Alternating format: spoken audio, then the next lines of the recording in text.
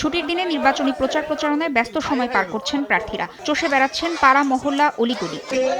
ঢাকা ৮ আসনে ধানের শীষ মনোনীত প্রার্থী মির্জা আব্বাস ভোটারদের মন জয় করতে সমর্থকদের নিয়ে চষে বেড়াচ্ছেন অলিগলি। এ সময় তিনি নির্বাচন নিয়ে ষড়যন্ত্রের অভিযোগ করেন। একই আসনের ১১ দলীয় জোটের প্রার্থী ও এনসিপি নেতা নাসির উদ্দিন পাটোয়ারি ভোট কেন্দ্র দখলকারী কেউ বাড়ি ফিরতে পারবে না বলে হুঁশিয়ারি দেন। অনেকে মনে করেন, বিশেষ করে কিছু ছেলে আছে তারা মনে করেন যে ২৪ তারিখে তারা সবকিছু উদ্ধার করে ফেলেছে।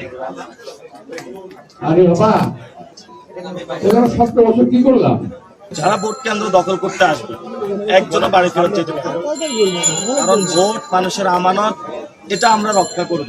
এদিন ঢাকা ১৬ আসনের বিএনপি প্রার্থী আমিনুল হক মিরপুর পল্লবী এলাকায় গণসংযোগ ও লিফলেট বিতরণ করেন। বলেন, ভোটারদের এনআইডি কার্ড নাম্বার সংগ্রহ করে ভোট কারচুপির চেষ্টা চালাচ্ছে একটি দল। বাছাইকৃত কাঁচামাল ও স্বয়ংক্রিয় ইউরোপিয়ান মেশিনে তৈরি হয় all time honeycomb, all time healthy life. একই আসনের প্রতিপক্ষ জামায়াতের প্রার্থী মোহাম্মদ আব্দুল বাতেন পল্লবী উত্তরে গণসংযোগ করেন। এ সময় প্রতিপক্ষের বিরুদ্ধে উস্কানিমূলক কর্মকাণ্ডের অভিযোগ করেন তিনি। আমরা যেখানে উঠান বৈঠক করি, পাশে যে উস্কানিমূলক স্লোগান দেওয়া হয়, তারপরে আমরা যেখানে গণসংযোগ করি সেখানে পাশ দিয়ে ইচ্ছাকৃতভাবে মিছিল না হয়। আমাদের একজন কর্মী এখনও হাসপাতালে আছে, তাদের দ্বারা আক্রান্ত হয়ে আহত হয়ে আমরা থানায় কেস করেছি।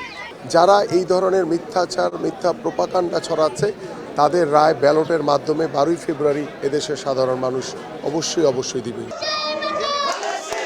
এদিকে ঢাকা ৬ আসনের বিএনপি মনোনীত প্রার্থী ইশরাক হোসেন প্রচারণায় অংশ নিয়ে নির্বাচনী প্রক্রিয়াকে বিতর্কিত করে ভোট বানচালের অপচেষ্টা করা হচ্ছে বলে মন্তব্য করেন। তাদের কথাবার্তা, আচার আচরণে মনে হচ্ছে যে আগামী দিনে কোনোভাবে যদি তারা রাষ্ট্র ক্ষমতায় আসতে পারে, তাহলে তারা নারীদের স্বাধীনতা হরণ করবে, তারা আমাদের ব্যক্তিগত স্বাধীনতা হরণ করবে এবং তাদের নানা ধরনের মত আমাদের উপর চাপিয়ে দিবে। ১০ ফেব্রুয়ারির মধ্যে দলীয় ইশতেহার ভোটারদের কাছে তুলে ধরার সর্বোচ্চ চেষ্টায় প্রার্থীরা। তাসনিয়া নিশাত, সময় সংবাদ, ঢাকা।